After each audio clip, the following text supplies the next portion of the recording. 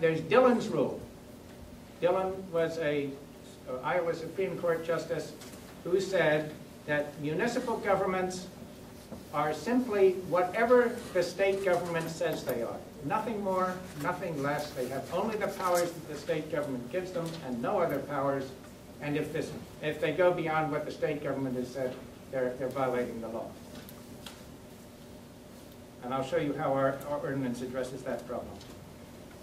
At the bottom, you see corporate constitutional rights. Everybody's familiar at this point with Citizens United and legal personhood. Well, corporate constitutional rights go way beyond the extensive rights that they have as legal persons. And so our ordinance addresses that problem as well. And then finally, I think the most interesting idea in our ordinance is the idea that nature should stop being used as property. We used to have a system of laws in this country that said people could be treated as property. We had slaves. And we've been accustomed to treating nature as a slave. Something that we could kill at will. We could rape at will. And look where it's getting us.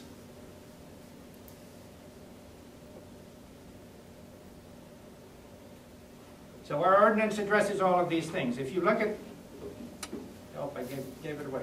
Thank you. No, just if you look at this, there are just 3 sections of the ordinance. All the rest of it is on our website, and I invite you to go and look at it. But these are the core provisions. In section 3, it says that the municipal government of Bellingham derives its legitimacy not from some state stuff, but from the consent of the people who live in Bellingham.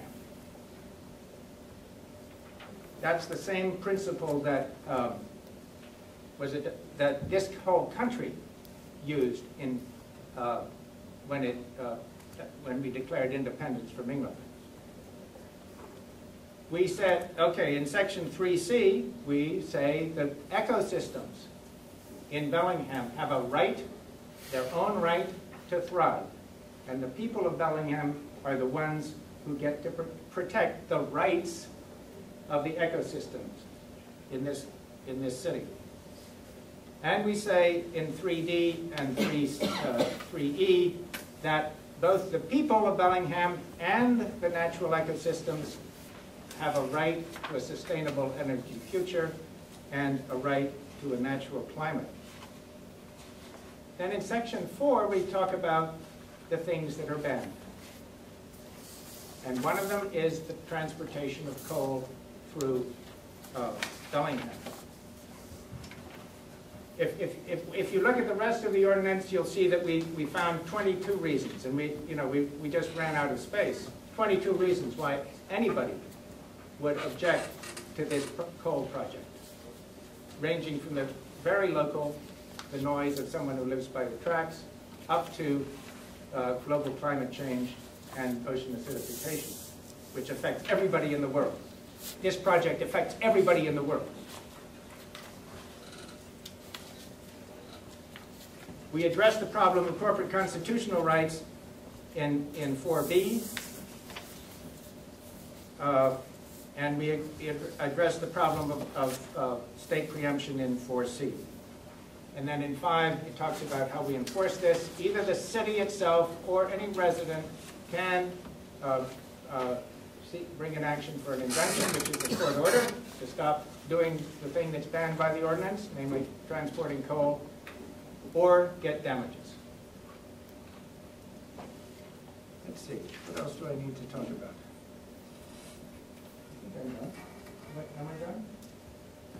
I think so. Okay. Then I'm done.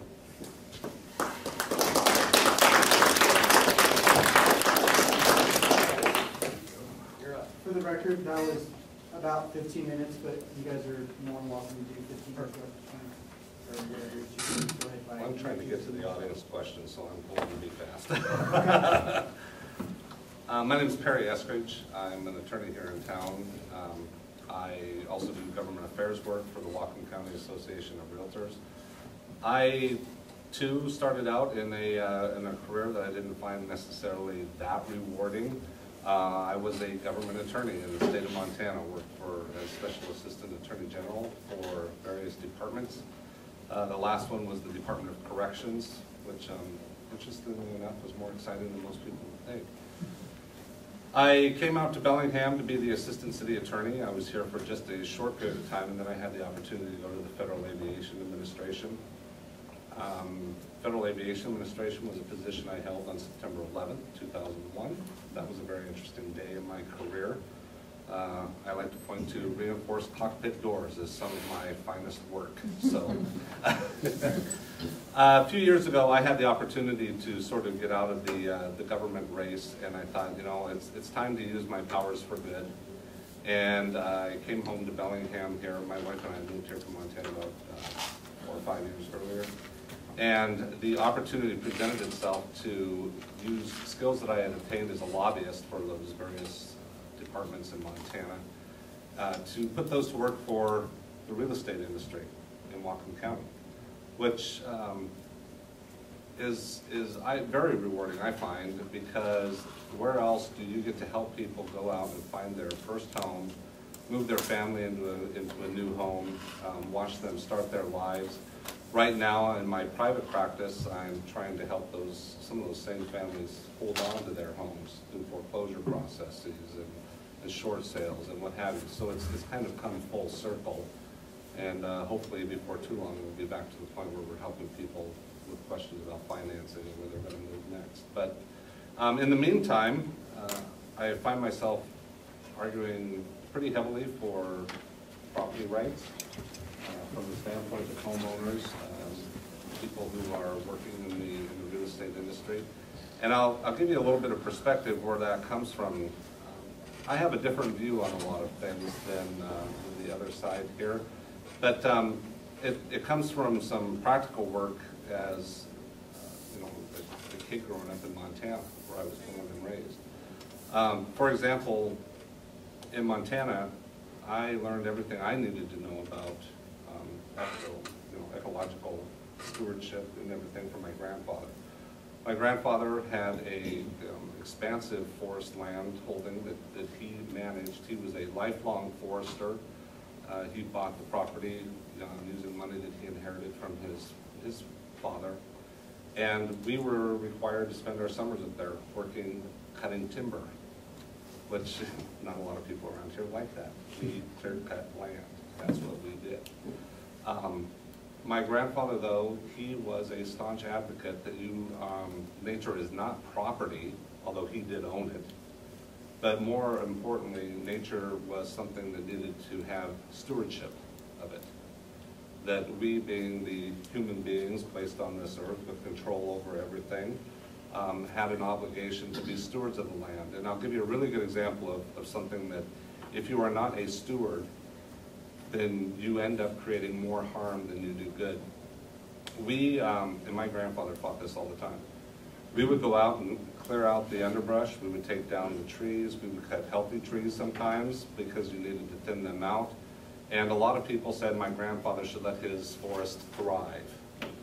You know, you're committing violence by going out there and cutting down those trees. Well, my grandfather, he managed it as he saw fit and didn't pay much attention. Well, one year, a fire came ripping through, and you know, those places that hadn't been stewarded, like my grandfather did, the fire just sat in there and burned through stuff like you couldn't believe, and killed virtually everything. When that fire hit my grandfather's property, it went in and went back out within a day. The bark was allowed to do its job. The undergrowth was cleared out. We didn't have to do it anymore. You know, the pine cones, short fire, they break open, they're dropping their seeds. But the area that thrived gave way to pine beetle.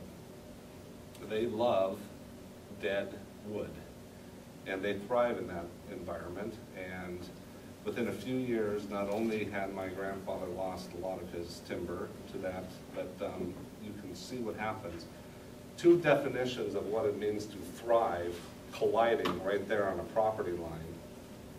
one actually works, you know. The other Thrive did not work at all, and in fact it caused the loss of a significant portion of the other side. So that's what I tend to bring as my viewpoint on this. The realtors, everybody wonders why, you know, they have a dog in this fight. What it comes down to essentially is, in looking at some of the things here, we are a nation of laws. We govern every aspect of our conduct anymore by laws, and these things that are listed here, you know, we have zoning for a reason. It's so that if somebody doesn't put a bulk commodity terminal next door to your house. That's why we have zoning laws. It not only protects their ability to engage in the business that they want to do, but it also protects your ability to live in a house that doesn't have a bulk commodity terminal next to it. The permits, you know, we have to make sure people are doing things correctly, right? Every time you build a house, you want to make sure the electrical's working, the plumbing's working, and there's reasons for those too. And lobbying, you know, writing letters, that sort of stuff, I think it's every individual's, not right, I think it's your obligation to get out there and get involved in this stuff. I'm really glad we are having this forum tonight. I think it's your obligation to get out there and discover the facts about what is going on. What does this actually mean to you and your community? And then get involved in the discussion. It's not that you're prohibited from doing it, it's just that you need to learn to operate in the environment in which you find yourself. Yes, politics is complex. Yes, legislation is complex. But looking out there, most of you look like reasonably intelligent people that I bet could figure it out if you asked any one of us, and we'd be happy to help you do it. It's not that big of a problem to get involved with. You can make your voice heard. You can have an impact, and I'm telling you that even as an individual. That's not advocated for either side. I guess I'll just leave it there, and I look forward to having this discussion tonight.